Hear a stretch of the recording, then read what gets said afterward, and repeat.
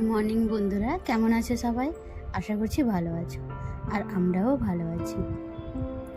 মৌসুমী নতুন একটি ব্লগে তোমাদের সবাইকে স্বাগত। ভিডিওটা কন্টিনিউ দেখতে থাকো, আশা করছি ভালো লাগবে তোমাদের। সকালে মর্নিং ওয়াক থেকে এসে একটু ছাদে উঠলাম। অনেক দিন পর ছাদে উঠলাম। ওই যে ছাদে গাছ লাগিয়েছিলাম কয়েকটা ট্রেতে, ওই থেকে আর ওঠা হয় না, আর তো উপরে লাগানো হয় না। আন্টি বলেছে যে নিচে যত পারো লাগাও, ছাদে তো জল জমা হলে তো ছাদের ক্ষতি হবে না, ওই জন্য বলেছিল যে নিচে লাগাতে, ওই জন্য নিচে লাগাই এখন।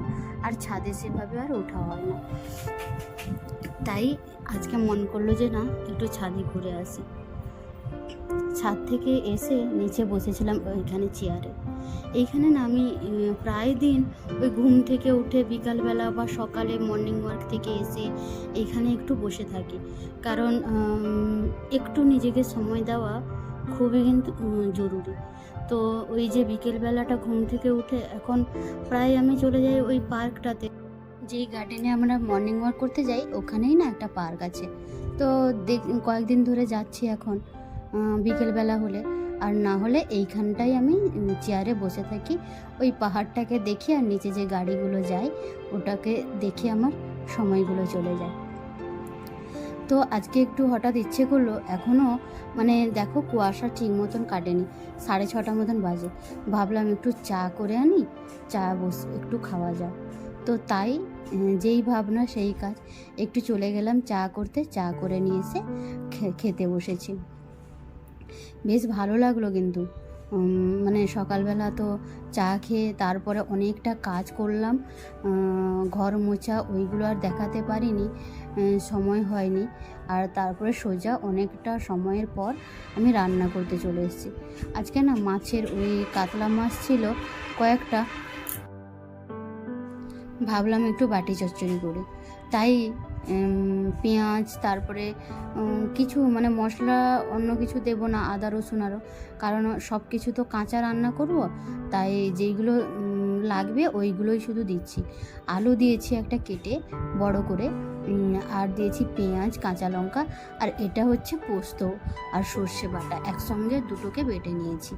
দিয়ে মাছটাকে ভালো করে হলুদ, নুন, লঙ্কা এগুলো সব গুঁড়ো দিয়েছি, আর সঙ্গে একটু ধনে গুঁড়োও দিয়েছি। সব কিছু, ধনে পাতা, এগুলো টমেটো, এগুলো সব কিছু মিশিয়ে ভালো করে এই পোস্ত ধোয়া জলটা দিয়ে ওই গ্যাসে ওই রকম সমেত আমি বসিয়ে দেবো। কাঁচা মাছের রান্নাটা করব, বাটি চচ্চড়ি ভালো লাগে খেতে, কিন্তু এর আগেও অনেকবার করেছিলাম, বেশ ভালো লাগছিল। তাই ভাবলাম, আর মাছটা অনেক দিন থেকে যাওয়ার পরে না, একটা মাছ তো অনেক রকমের রান্না করে খাওয়া যায়।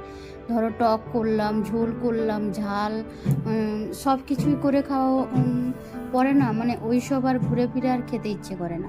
আর একটা বড় মাছ আনা হয়েছিল, প্রায় 2 কেজি মতন হবে কাতলা মাছটা। তো আর কতদিন খাওয়া হবে, অনেক দিনও হয়ে গেল, প্রায় 15 দিন মতন। তাই ভাবলাম যে আজকে যা আছে সবটাই বাটি চচ্চড়ি করে দিই, আর খেতেও বেশ ভালো লাগবে ভাতের সঙ্গে। একটু হালকা জল দিয়েছি, বোঝাই যাবে না যে পুরো কাঁচা সব কিছু দিয়ে রান্না হয়েছে। তো যাই হোক, চলো রান্নাটা করে নিই।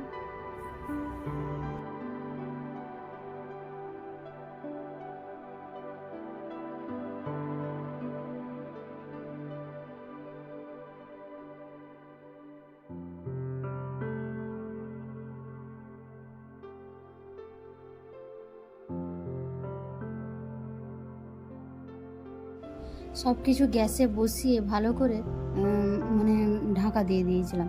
তারপরে দেখো কি সুন্দর ফুটে গেছে মাছটা, মাছের তরকারিটা জল বেরিয়েছে, সব কিছু ওই পেঁয়াজ ছিল, কাঁচা পেঁয়াজ, টমেটো, এগুলো থেকেও বেশ জল বেরিয়েছে।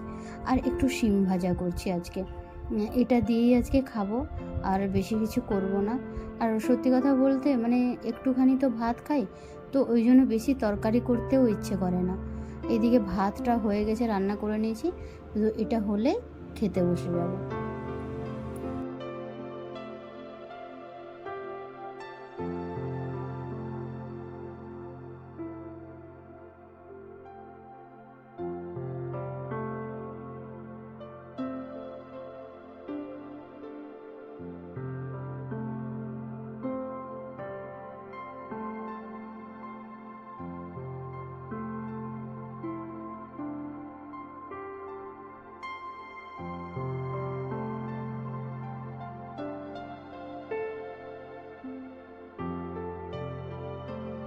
দুপুরে খাওয়া দাওয়ার পরে একটু ঘুমিয়ে গেছিলাম।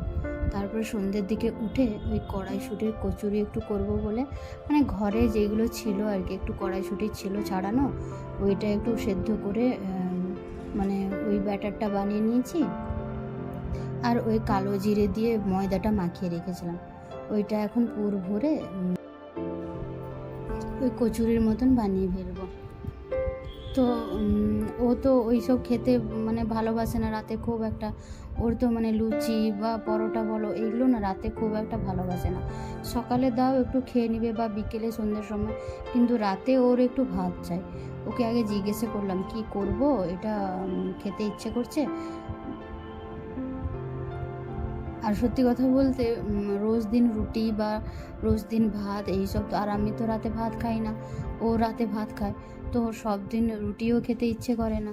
তো তাই জন্য ভাবলাম যে ওকে জিজ্ঞাসা করে।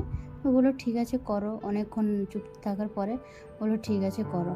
আর এই মানে লুচিটা যে বেলবো, মানে কচুরিটা মানে বেলিনি, আর ওই হাতে চাপা দিয়ে দিয়ে এখানে এইরকম বেশ হয়ে গেল দেখলাম, একটু হালকা তেল দিয়ে। আগে কয়েকটা ভেজে নিয়েছি, মানে আমি বললাম ঠিকঠাক করে হচ্ছে নাকি দেখি, হয়তো একটু ফোলেনি, মানে একটু একটু করে ফুলেছে। আর আমি যে মানে পুরটা যে তৈরি করেছি না, সেদ্ধ করে মিক্সিতে মনে হয় পেস্ট করতে হতো, আমি তো আর জানি না, মানে প্রথমবার বানালাম। তো ওই জন্য আমি কি করেছি, সেদ্ধ করে হাতে দলে দিয়েছি আর কি। হাতে দলার পরে ওই যে পুরটা ওইটা একটু পেঁয়াজ, তারপরে একটু লঙ্কা, কাঁচা লঙ্কা, ধনেপাতা এগুলো দিয়ে বানিয়ে নিয়েছিলাম, কষিয়ে নিয়েছিলাম একটু কড়াতে দিয়ে। তারপরে দেখছি মানে গোটা গোটা থেকে গেছে, ওই জন্য বেলতে পারিনি, বা একটু ফেটে লুচিগুলো না ওই জন্য ফুলতে চাইছে না, ফেটে যাচ্ছে আর কি। হয়তো ভালো করে পুরটা বানালে ফাটতো না, মানে ফুলতো, মানে আগের থেকে তো ময়দা মাখিয়ে রেখে দিয়েছিলাম, তো ফুলতো মনে হয়। তো যাই হোক, ঘরেই তো প্রথমবার, আর সত্যি কথা বলতে এইটা প্রথমবার আমি কড়াইশুঁটির কচুরি বানালাম।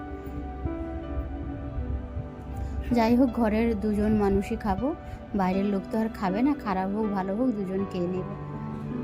তারপরে কড়াইশুঁটি কচুরিটা করে নিয়েছি, ভাবলাম একটু আলুদম করবো, তাই ওই সন্ধ্যের সময় তো বাজারে গিয়ে একটু ছোট ছোট আলু দেখে নিয়ে এসেছিলাম, যাতে গোটা আলুর দম করতে পারি আর কি। এখন তো নতুন আলুর সিজন, তো ছোট ছোট আলু দেখে পুরো একদম পুচকি পুচকি। আর ওখানকার দোকানের যে মানে যারা যে আলু বাছছে, ওরা বেশ জিজ্ঞাসা বলছে বেশ ছোট ছোট বেছে নিচ্ছ, মানে ওরা তো আর ছোট ছোট নিচ্ছে না, বড় বড় দেখে নিচ্ছে। ওরা ভাবছে যে কি করবে ছোট ছোট আলু নিয়ে। আর বাঙালির সত্যি কথা বলতে, বাঙালির রান্না বিভিন্ন ধরনের রান্না, বিভিন্ন রকমের বিভিন্ন ধরনের রান্না হয়। ওরা তো আর অত রান্না বোঝে না, ওরা ওই কারি এইগুলোই মানে বেশিরভাগই খায়। আর ওদের মশলাও খুব কম, মানে মশলা ধরনের কম, খুব বেশি রকমের মশলা নেই, কিন্তু ওই তরকারিগুলো খুবই গ্রেভি হয় বেশ, ওই দই টই দেয় ওই জন্য আর কি। রাতের খাবার রেডি হয়ে গেছে, আর আজকের মতন ভিডিওটা আমি এখানেই শেষ করছি। দেখা হবে পরের একটি নতুন ব্লগ ভিডিওতে। ভালো থেকো, সুস্থ থেকো সবাই। আর যারা আমার ভিডিওটা প্রথম দেখছো, প্লিজ সাবস্ক্রাইব করে আমার পাশে থেকো।